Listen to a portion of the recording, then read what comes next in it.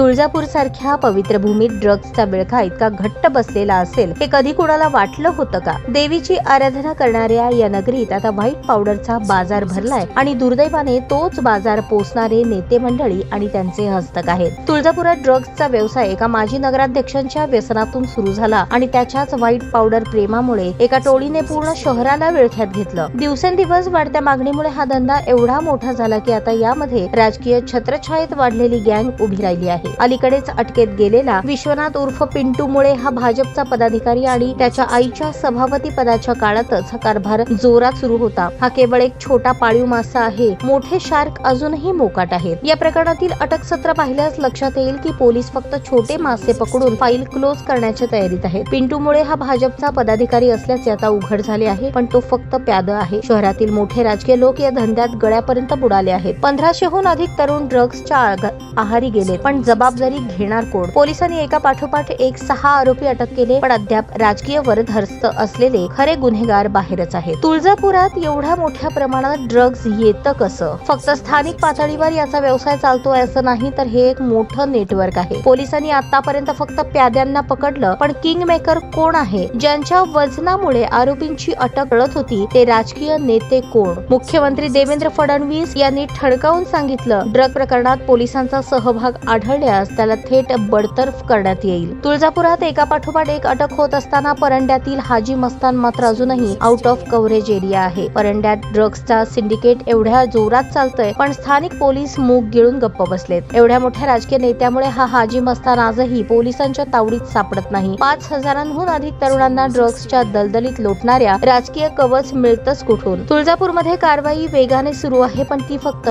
छोट्या माशांपुरती. बड्या माशांवर कधी कारवाई होणार? ड्रग्सचा हा विळखा संपूर्णपणे तोडला जाणार का? राजकीय वरदहस्त असलेल्या नेत्यांची नावे समोर येणार का? तुळजापूर आणि परंडा या ठिकाणी एक संपूर्ण ड्रग नेटवर्क चालवलं जात आहे, पण तोडगा फक्त निवडणुकीपुरता निघतोय. पोलीस आणि राजकीय यंत्रणांनी खऱ्या गुन्हेगारांना गजाआड करण्याची हिंमत दाखवली नाही तर उद्या तुळजापुरात ड्रग्स ही बातमी दुर्मिळ राहणार नाही, तर ती वास्तव बनेल.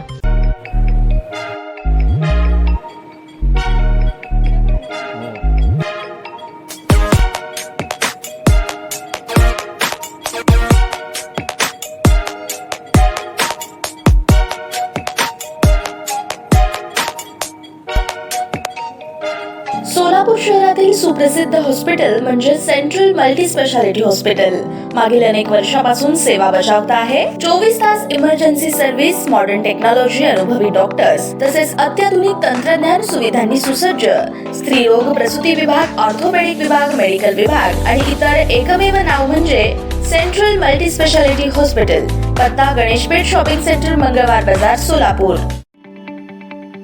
ताज्या बातम्या पाहण्यासाठी प्राईम महाराष्ट्र न्यूज चॅनलला सबस्क्राईब करा.